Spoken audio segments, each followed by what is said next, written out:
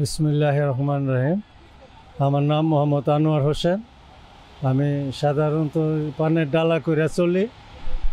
24 সাল কোনো রকম দিন গেছে, 25 সালে কি হয় এটা একমাত্র আল্লাহই জানে। আমার বলার মতন কিছু নাই। আল্লাহ যেই হালে রাখে ওই হালে হাজার শুকুর। কিন্তু সরকারিভাবে কোনো সুযোগ সুবিধা আমাদের নাই। অবহেলিত মানুষ, অবহেলিতই আছে।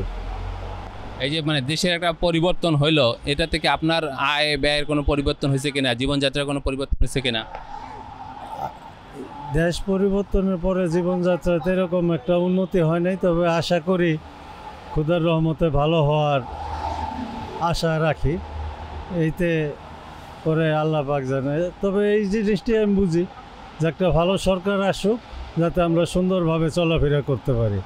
আমাদের প্রতি যাতে কারো প্রতি কোনো বিদ্বেষ হিংসামূলক আচরণ কেউ না করে। আচ্ছা, কোনো পরিবর্তন লক্ষ্য করতে পারছেন? যে 24 আগে হয়তো বা চাঁদাবাজি হয়েছে বেশি বা বিক্রি হয়েছে বেশি, এখন বিক্রি হচ্ছে কম, বা আগে হচ্ছে এরকম আর কি?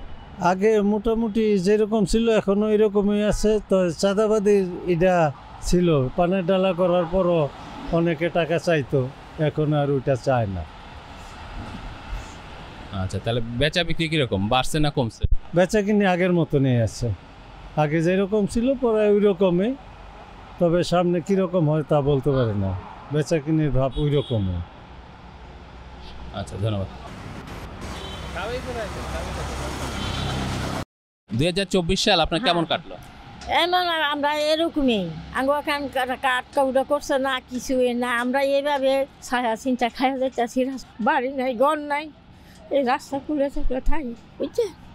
আমরা কিছুই দেয় না, একটা কাঠ পর্যন্ত করে দিল না। রানী বাতার রানী হয়েছি একটা ছুটকিয়া লইয়া, রানী বাতার কাঠও আমরা পাই নাই, বুঝছেন। আমরা খাওয়া দাওয়া খাওয়া আমরা খুব কষ্ট হইতে আছে বাবা। দেশ বাড়ি নাই, দেশের বাড়ি যদি থাকতো মনে করেন চলাফেরা করে খাইতাম। এটাও আমরা নাই, কোনো হুন দিকে নাই। আমরা খাইলাম কি করিয়া এই রাস্তাঘাটে ছায়া চিন্তা, এই সারকোদারে ছায়া চিন্তা আমরা খাই। অত বছর এই জায়গায় ছিলাম। এই জায়গায় আমি আইছি আমার ছুটকিয়া 2 সালের থেকে আমার ছুটকিয়ারে লই আমি এই জায়গায়, এই রাস্তায় এখন আল্লাহ দিলে বাবা হয়েছে।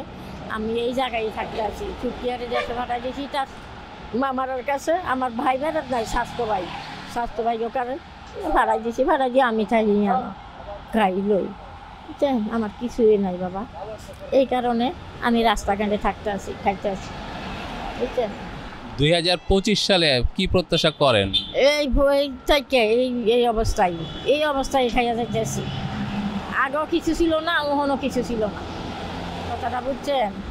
আমি আর খুব কষ্ট হইতে আছে আমার কেউ কিছু সহযোগিতা করে না, কেউ দেয়ও না, কিনুন তা না, কথাটা বুঝছেন। আচ্ছা, আপনার কোনো পরিবর্তন হয় নাই যে 24-এর পর? না বাবা, আমার কোনো পরিবর্তন হয় নাই। এই ছায়া খাইতে আছি, থাকতে আছি। আমার পরিবর্তন হয় নাই বাবা। কি হইব, কে যায় আঙ্গরে, কেউ সহযোগিতা করে না তো বাবা, কথাটা বুঝছেন।